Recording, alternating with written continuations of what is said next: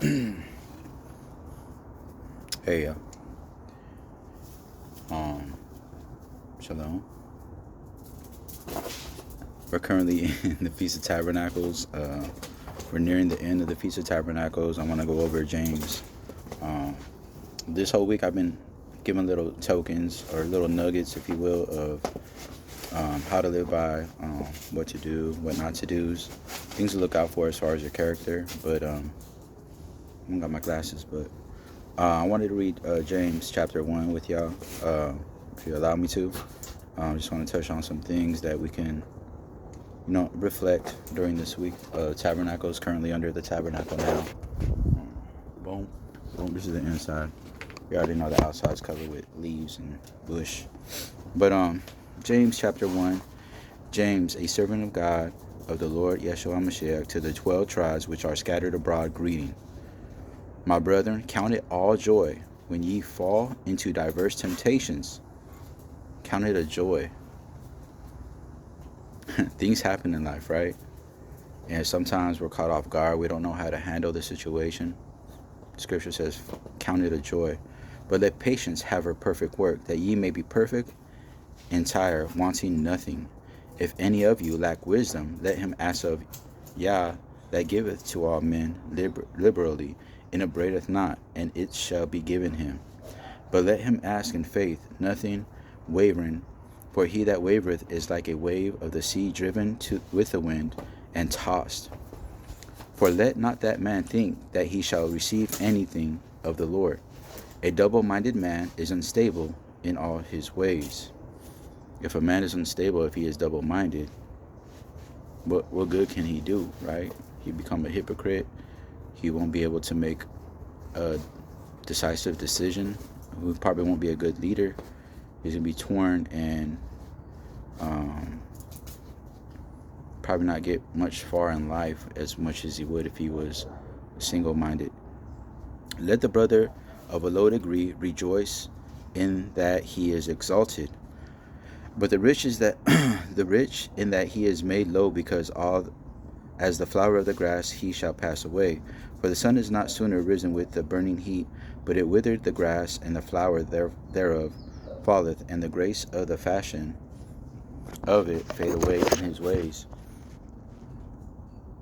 Blessed is the man that endureth temptation, for when he is tried, shall receive the crown of life which the Lord hath promised them that love him.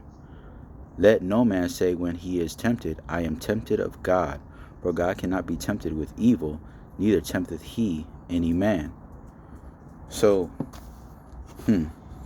sometimes we might think it's a test from God, sometimes, but you know what? We always have to try to prevail.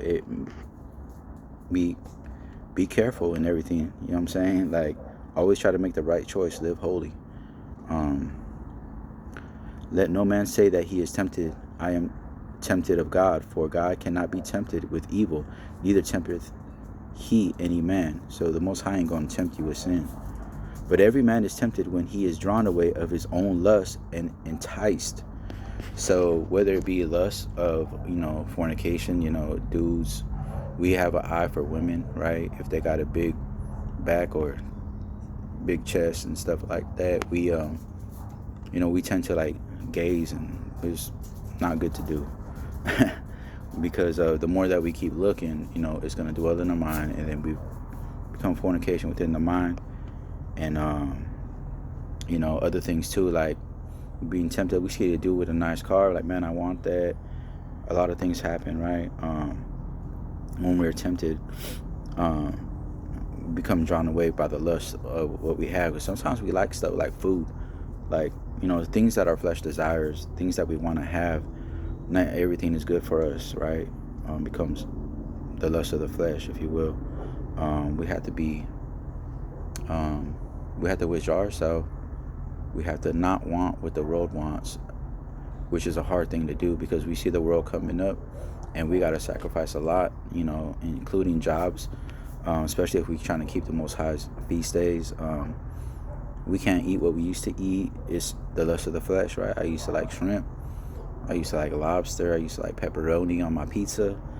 You know what I mean? It's the lust of the flesh. Do I want it? I do, but I can't, because I serve the Most High, and I want to make the Father proud. I want to make him happy. I want him to know that I'm keeping his commandments. When the lust hath conceived, it bringeth forth sin, and sin, when it is finished, bringeth forth death. Do not err, my beloved brethren. And for every good gift and perfect gift is from above, and cometh down from the Father of lights, with whom is no variableness, neither shadow of turning. Of his own will begot he us with the word of truth, and we shall be a kind of first fruits of his creatures. Wherefore, my beloved brethren, let every man be swift to hear. Listen quickly when somebody is speaking. Listen to what they're saying, right? Let every man be swift to hear, slow to speak, and slow to wrath. A lot of the times, people want to get their point across, and because they don't feel like their point is getting across to the other person, they stay persistent, and the other person is just ready to respond. Mosquitoes. And we have this happen a lot with a lot of people, not just us, but like other people deal with it on a daily. You know what I'm saying? So you got to be slow to wrath, because sometimes you feel like you're not getting your point across, but at the same time you ain't trying to hear the other person. Scripturally, we really got to be careful with that, especially being the first fruits, right? Wherefore, my beloved, let every man be swift to hear, slow to speak, slow to wrath. For the wrath of man worketh not the righteousness of Yah. Wherefore, lay apart all filthiness and superfluity of naughtiness, and receive that meekness that engrafted the word, which is able to save your souls. But be ye doers of the word, and not hearers only, deceiving your own selves. A lot of people think that, they're doing good because they say or they hear, but they don't ever do. You know what I mean? Because your actions will speak louder than words. You show the Most High whose you are by what you do. Are you being obedient to him, obedient to his word? Or are you just saying, hey, I read the Bible and I listen, right? But he's more concerned about what you do than what you hear or what you say. But be ye doers of the word, and not hearers only, deceiving your own selves. For if any be hearers of the word, and not a doer, he is like unto a man beholding his natural face in a glass. For behold himself, and goeth his way, and straightway forgetteth the manner of man he was. But whosoever looketh in the perfect law of liberty, and continueth therein, he being not a forgetful hearer, but a doer of the work, this man shall be blessed in his deed. If any man among you seem to be religious, and brideth not his tongue, but deceiveth his own heart, this man's religion is vain. Pure religion and undefiled before God and the Father is this: to visit the fatherless,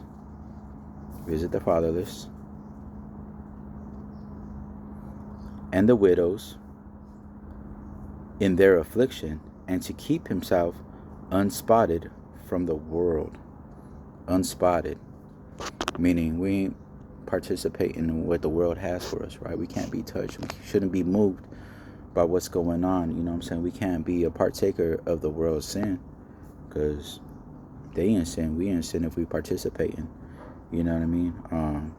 Just wanted to share that with you. And it's simple scripture, but sometimes we overlook it. Sometimes it's not at our attention, especially the everyday life that we live, whether you be stuck in traffic, you got a busy day at work and this and that. And, there's scriptures throughout the whole book, everything can pop out at you. Make sure you spend some time apart with the Most High, reading the word and in prayer. Just continue to build your relationship with him and allow him to grow in your life, in your heart, and in your mind, and add him unto you. Let him have wisdom unto you. I know that it works for me, even in the workplace. I'm a little different than everybody else at work. We got all kinds of walks of life, you know what I'm saying? But I, by keeping his ways, I keep myself to a certain standard. I don't participate in what they participate in to the best of my ability. I don't eat what they all eat. I don't say what they all say. This makes me different, peculiar people. This makes me separate. I'm not getting invited. I'm not participating in two things that they all want to do. I always try to stay clear and free from sin in all my ways. Of course, to the best of my ability. And wherever I fall, I pray that the Father catch me. But to the best of my ability, I refrain from sin. I love you guys. Keep watching. Stay tuned. Tomorrow, I think Teacher Simon's going to be teaching for the High Feast, I believe. Tomorrow. And tomorrow evening. But just stay tuned and continue to watch, continue to grow, continue to build, and let the Most High lead you in all ways.